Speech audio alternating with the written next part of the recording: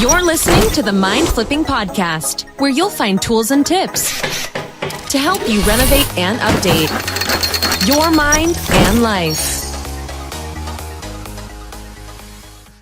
Stephanie, as a hypnotist and hypnotherapist, hypnosis instructor, coach, you help people flip minds every day. Do you have a story about renovating, updating your life, your mind before you got into this business? Yeah, actually, I have several, but there's one that I really want to start off talking about because it had such an impact on my life, and I did a complete 180. So when I was a child, I was very shy, very introverted, and I used to have what's called selective mutism, which means I could talk to my friends, I could talk to my parents, I could talk to my aunts and uncles, people who I was familiar with already. But when I went into the larger world, I had a hard time speaking to other adults or other authority figures like teachers, doctors, that sort of thing. I would literally freeze in my body. I would have I would have vocal catalepsy. I would try to speak, and I knew exactly what I wanted to say in my mind, and I wanted to answer them back. I really did, but I just couldn't get the words out. I could. It's like I just was frozen, and I couldn't speak to them. Even if we were at a McDonald's and they forgot to give me ketchup for my fries or something, I remember it was one incident very clearly. I would have my sister go up and get the ketchup for me. And Wow. I remember this one incident because she got really angry at me one time, and she said, "I am not going to get your ketchup for you anymore. You can just go talk to the girl and get the ketchup." And I was like, "Okay, I'll just eat the fries without the ketchup. I'm fine." And I would do that. I would sacrifice a lot of things so I wouldn't have to face certain people. Wow. And I went from that, being that shy and that introverted, to where I am now. Now, you can't get me to shut up, and I'm traveling all around the country, giving talks and doing interviews with you, and all kinds of wonderful things. So Fantastic. Yeah, that's definitely a flip. Do you remember the point of change where you began talking? I actually kind of do, because it was in high school, up until about my sophomore year in high school. I remember talking with my best friend, and we were driving somewhere. It was like we just got our license. I think we were just driving around town looking for something to do. Of course, there was nothing to do where we were from. So we would just drive around a lot. But I remember us having this conversation, and I remember her telling, and she's a natural extrovert. And I remember the words that she said. I don't remember the conversation, but I remember her saying, "Why do you care so much about what other people think?" Yeah.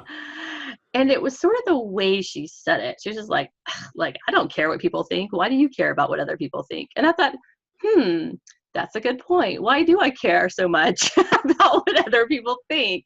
Yeah. And that really got me thinking about that question, and just sort of as I was naturally getting older, people, as I was sort of out aging people, like the cashier at the McDonald's, I was like, oh wait, I was intimidated by her. Why?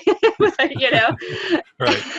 And sort of, and then I went into acting just to help break myself out of the shell. Which was so extremely helpful. I took improv classes, and that's really what got me, this is just coming to me now, but I think that's really what got me started to trust my subconscious, and that I was adequate for any situation that came up, that I could handle it, I could deal with it. Very cool. So is it safe to say, I'm wondering if other people had told you, why do you care what other people think, but you weren't ready to hear it until that drive in the car? Oh yeah, I'm sure. Because I'm sure, see, my parents and my older sister, they're all extroverts, and all of them would say that's so stupid. Right. And we don't understand shy people. So nobody understood me. I don't know. I guess it was just sort of the way, my best friend, I'm going to listen to her over my parents when I'm a teenager, right? Yeah, of course. So I don't know. I just remember that it's sort of the way she just delivered it. And it really got me thinking, like, yeah, why do I, and I looked at her, and she's such a, like, a free spirit. Like, she really doesn't care what other people think of her. And I remember thinking, like, wow, that must be so nice just to have a free soul where you're just not trapped in your body, and you just really can be authentic, and you can really be yourself and not worry about other people judging you. So I had to learn to not let other people judging me bother me, because I know they're going to judge me. Right. And I know that I'm imperfect. But I just sort of, I sort of embrace that now. And now I sort of embrace my silly side, and I don't really care. I don't take things as seriously anymore. And I think that has helped me tremendously.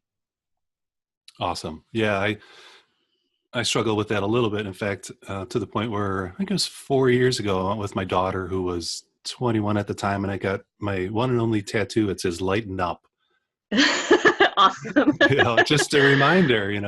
I just got my first tattoos this year. Really? Do you want to share? Sure. One is on my. I have two. I've got one on my left inner ankle and another one on my right inner ankle. And the one on my right inner ankle, because the left side of your brain controls the right side of your body. It's the more analytical one. And I like it. vice versa. So the left side of your brain controls the right side of your body. It's the more creative one. So on the sort of more creative side, I have a quill and ink. So a little feather with a little ink jar. And that's to remind me to focus on my writing. Very cool. In my authorship. And then on the other ankle, of course, is the hypnotic swirl, for obvious reasons. Of course. Very cool. And when did you get them?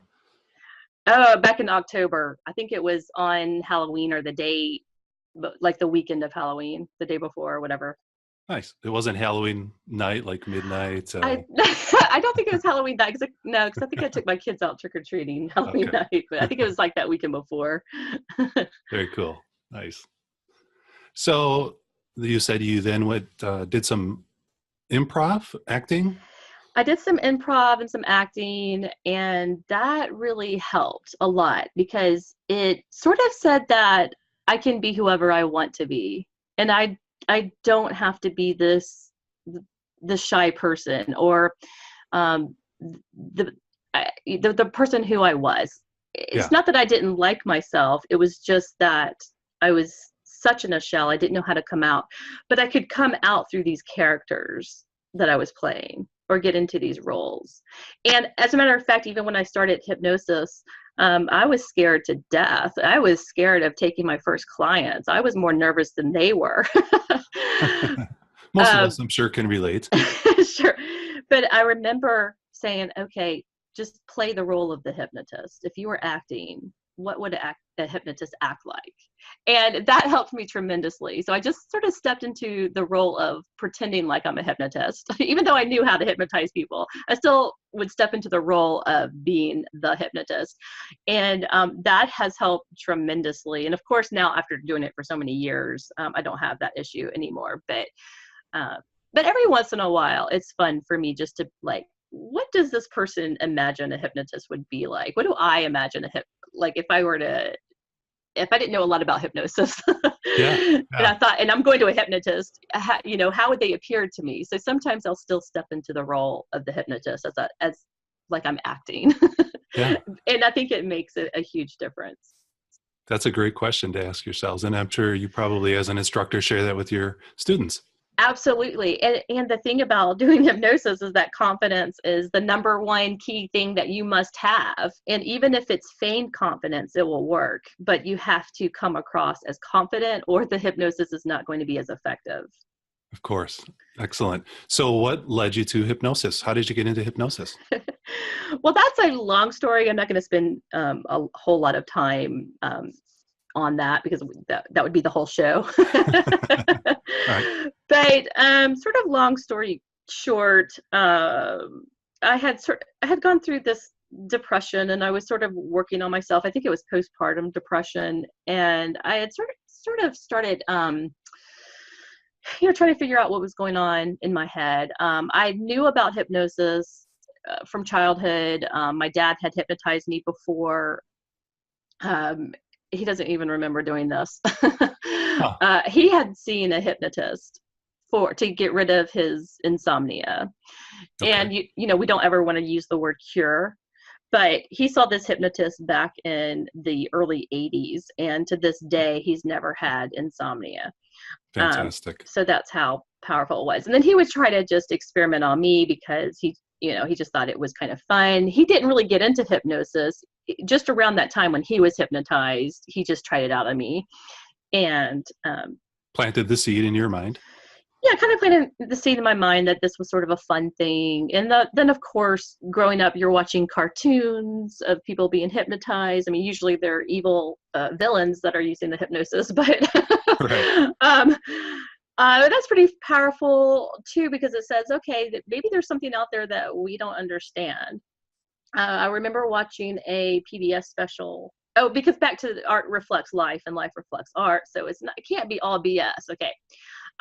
Then I remember watching this PBS special where I don't know if it was, I think it was Charlie Rose or maybe somebody before Charlie Rose, because Charlie Rose has been around for a long time until recently, but Right. this was, in the early 80s. I remember watching a PBS special of somebody interviewing a hypnotist, and the hypnotist now I think it was a somnambulist with them, and had this person doing like really amazing things. And the commentator was blown away by it, and I was blown away by it. And I thought, wow, this is pretty amazing. Like, oh, wow, hypnosis is real. So that was my next impression of hypnosis.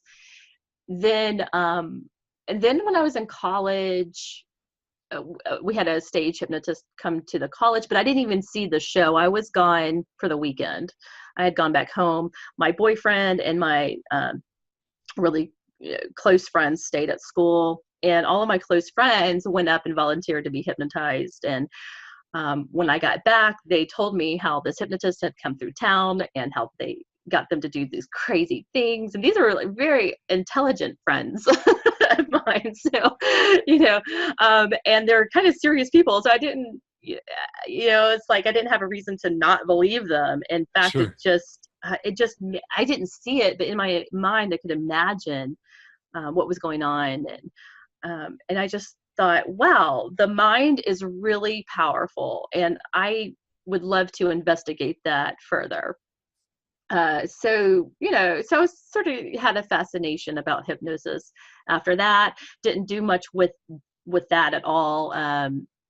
Went through, finished school, got a film degree, moved to North Carolina, worked on the set of Dawson's Creek for a while. We went through this recession, came back to Atlanta, got a job working corporate.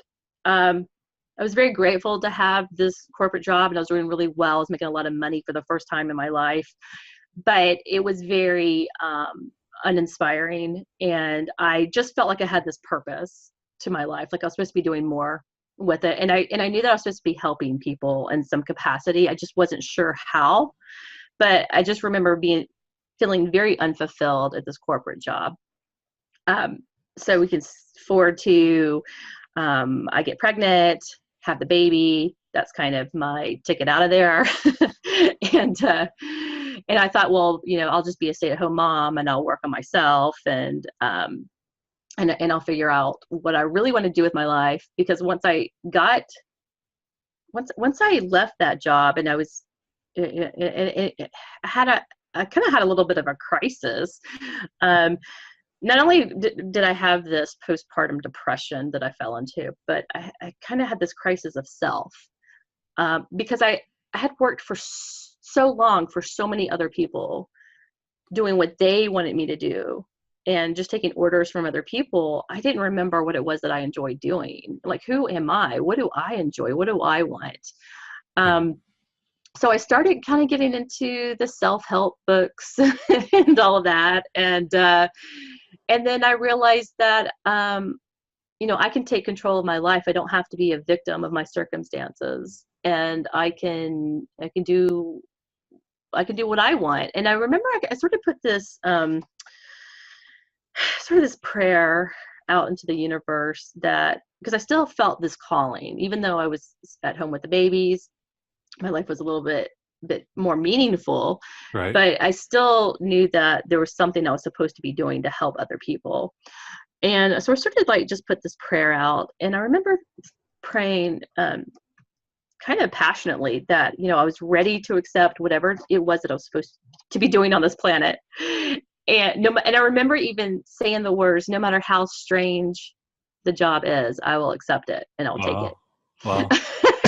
So it's like, so be careful what you pray for.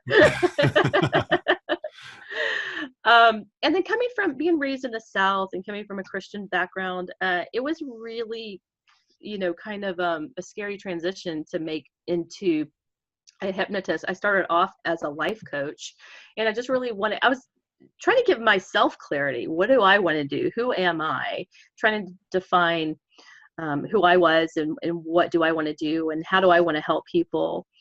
And so I was helping people in that capacity as a life coach. That was very brief, because pretty soon after that, I started incorporating some hypnosis into that, and found out that I just, have a passion for hypnosis. I fell in love with it. It was working so well on me. It was working so well on my clients that I very quickly made the transition from life coach to hypnotherapist. And have been one ever since. So, And I've never turned back. And I've never turned back. Yes, yeah. I mean, there have been times where things have been hard, and there have been a couple of years where I thought, okay, I'm going to have to close my business. Sure. But then I thought, well, why, sort of putting this prayer out into the universe, like, why would you give this to me if you don't want this to work? Right. And I remember kind of being like, okay, if I don't make X amount of money doing this business by this certain date, then I'm just closing up, and I'm just going to find, then obviously it's not what I was meant to do. Also, if I could just kind of backtrack a little bit, Yeah. About why I had this urge to want to help people, or I just sort of knew that I always had this greater purpose in my life, that I was supposed to be here for a reason. And that's because I believe that I was a miracle to begin with.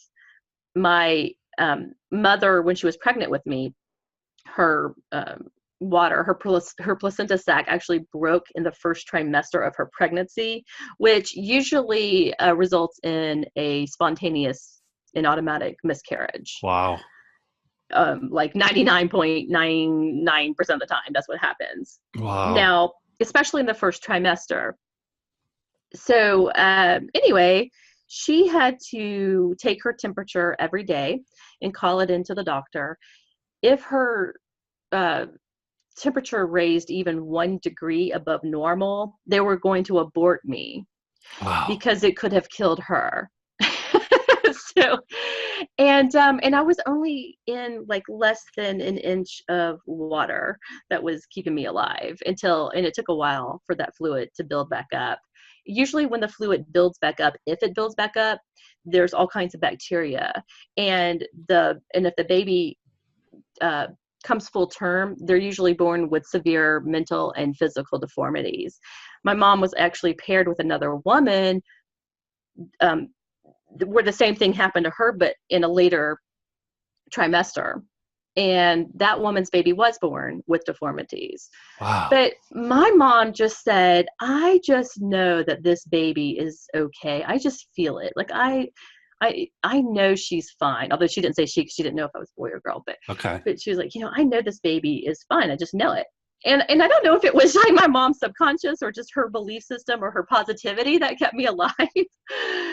But because of that, I just knew that I was a miracle and that I was supposed to be here. What a great story. Thank you. Yeah. Wow. So carried that story, that feeling, that meaning, that belief that you were meant to do something special. Mm-hmm. Awesome. And so then you became a hypnotist, and despite the ups and downs, and um, so you said you kind of set a financial goal, again, kind of a prayer to the universe, Yep. and it was met. Yeah. And it was met. And not only was it met, it was like exceeded beyond my expectations. And that's one of the things that I've really, you guys, I'm telling you a secret now. That's one of the, Listen closely. listen closely, because this will change your life. Once you get real focus and real clarity, and you set that intention and you write it down and you review it every day, that is when you're going to take off. That's what helps you become successful. It's so true. There's such power in that. There's tremendous amount of power in that. And I do that every day. I have a calendar, and I don't do little to-do lists where I just put everything on the to-do list, but I have daily goals. What are my 3 most important goals I have to do today? I have weekly goals. I have monthly goals. I have quarterly goals. I have yearly goals. I have a 5-year plan. And you have to have all of that and stick to it and review it.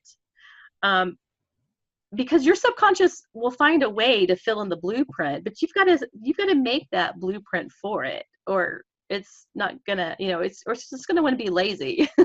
It's gonna want to find the path of least resistance. But if you set that blueprint and you said, this is what I want, and I don't have to fill in the details, but this is just, basically, well, for the financial goal, I got down to the penny of exactly how much I wanted to make. I like it. So, and I think the first month I exceeded it by $1,000 of what I wanted to make, and then like $3,000 the next month, and and so forth. So, but I always have this sort of, okay, this is the baseline of how much I need to make or want to make for this month.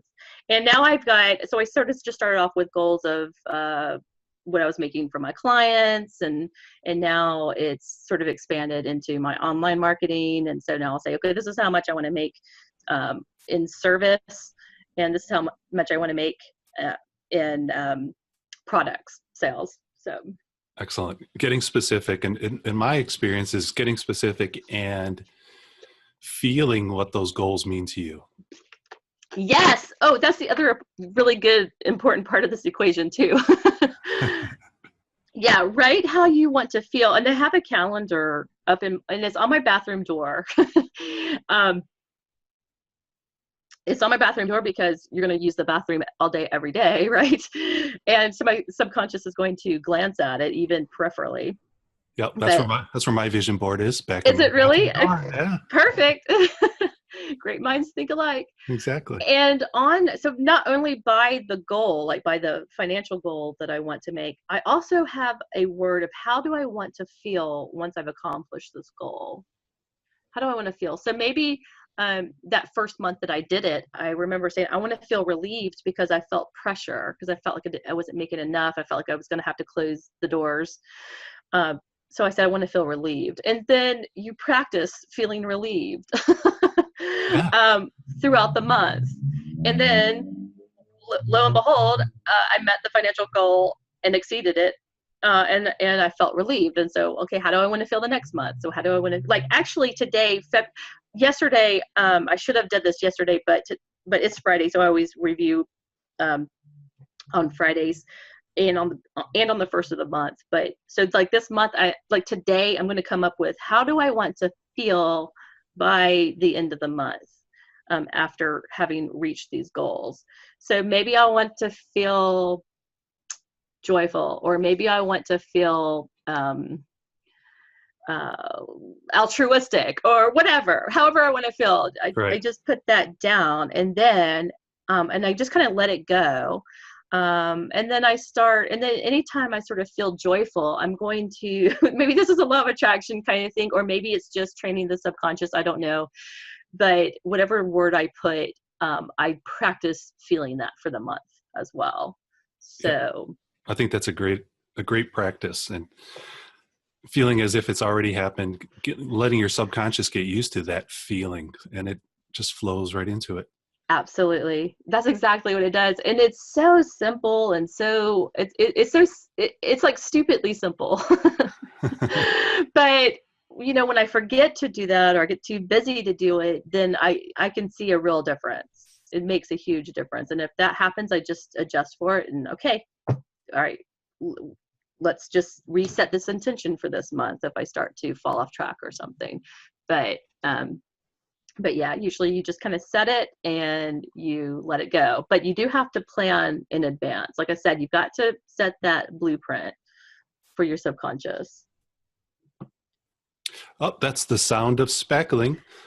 It's Oh. yep, it's time for the speckle round. All right, awesome. Bring it on. Bring it on. Time to fill in some holes for our listeners. And so, speckle round question number 1. Stephanie, do you have a word or phrase of the day? Well, I'm so glad you asked me that, Rick. Yes, I do. And the word is profound somnambulism. Profound somnambulism. Profound somnambulism. Okay. I'd like you to explain that in 2 ways, because as a nod to our subconscious, which is working 24 hours, 7 days a week, you can explain it in 24 seconds and then as best as you can, if you can, in 7 words. So Okay. I'm going to count to 3. At the count of 3, your 24 seconds will begin. 1, 2, 3. Okay, profound somnambulism is the deepest level of hypnosis where hypnotic phenomenon is produced and the subconscious has total control, has stepped into the foreground completely while the conscious mind has completely receded to the background. Did that sound good? Was that 27 seconds? No, that was really good. You nailed it. Okay. Plenty Thank of you. time. Yes. Yeah. High five. I'm high fiving. You can't see me, but I'm high fiving my subconscious. Virtual high fives. Virtual high fives. All right. This one could be a little bit tougher. Explaining profound somnambulism in 7 words or less. Oh, you're making me do that for real? Okay. 7 words. I got to pull out my fingers here. Okay. Subconscious dialogue with conscious asleep. Yeah. Oh, wait, that was 5. 7 words or less. Oh, or less. Okay, there you go. Yeah. No. Very cool. Excellent. Yay, And yeah, you did it. You did it. And I you did it. very well. My subconscious did it. So I'm going to come back to that profound somnambulism a little bit later. But for now, question number 2 in this back around. Do you have a common belief is there a common belief in your field that you disagree with? Yeah, actually there is. And it's so controversial that I even kind of hate to say this publicly. But it's sort of the thought that only because I know there's this thing that we tell clients and ourselves to make us feel better about hypnosis. And that is that you cannot get a person to do anything that they don't want to do in hypnosis. Okay. Anything that goes against their will, you can't make them do it. They have to want to do it, right? All right. And look, I believe that for a really long time too. It's still in my pre-talk. But the thing is that you sort of can, but you have to be really skilled and know what you're doing. And it takes some conditioning. And maybe it's even going in and changing the context of what the person believes, but which I wouldn't do. I'm an ethical hypnotist, but you can and maybe not everybody, but there are definitely incidences where you can get somebody to do something in hypnosis, and maybe they said they didn't want to be hypnotized, or they couldn't be hypnotized, or whatever. Or they would never do this thing, but in their conscious waking state, but then they do it in hypnosis. And I know that because I've experimented experimented with this, with permission, of course. And and it's quite crazy what you can get a person to do in hypnosis. Wow. It is more powerful than people think it is. That is very controversial. It is so controversial. I know it's so controversial. But there were some, but I'll tell you why I sort of started experimenting with it myself is not because it's like, oh, I just have nothing to do. It was because, I've had some people, some women who have actually felt like they have been abused in hypnosis, and not only, some very dear friends of mine, but even some clients who have come to me over male clients because they felt like they had been hypnotized before, but they were abused in hypnosis. And the answer that we just kind of give people is, oh, well, that's impossible. Of course you weren't. You would have woken up right away if something were to happen. Well, that's not necessarily true. Sure. So, instead of just telling the woman, no, I don't believe you, right? And shaming the victim or not believing the victim. It's like, okay, well, let's find out what's going on. Is this really possible? Can you make somebody do something they wouldn't otherwise do in hypnosis? So I actually hypnotized a man to basically had his subconscious transfer a large sum of money from his bank account into my bank account, just without him knowing it. But it wasn't like he was just handing me money out of his pocket like a stage hypnotist can do. This was like he had to make a phone call. He had to get online. He had to move money over. Wow. And after he did it, and I woke him up out of hypnosis, he had no memory of it. He had complete amnesia. When I told him what he had done, he didn't believe me. Then he had to look at his own bank account and look at my PayPal account to realize what he had done. It scared him so bad. He was literally trembling.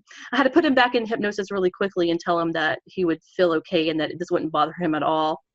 And that he would just think that it was a fun experiment when he woke up, which he did. And then obviously, of course, I moved the money right back over. I gave it back to him immediately. But I had to know for myself that this is something that could be done, that, with the right training. And I don't think anybody can do it. I think you really have to be skilled and kind of know what you're doing. And this was something I sort of learned. And this was something I was even conditioning him for. So it wasn't the first session I had with him, but it was maybe like the 5th or the 6th session, up till we got to that point. So it is possible. And instead of just sweeping it under the rug and saying like, no, this can't happen, and I don't want people to think that this can happen because then they won't want to come to me to be hypnotized. Instead, it's like, well, why don't we just set up other protections? Right? Make sure that you get to know who your hypnotist is. Make sure that you're seeing an ethical hypnotist. Make sure that you're allowed to record your sessions. I record every single session I do. And if they want the recording, I give it to them.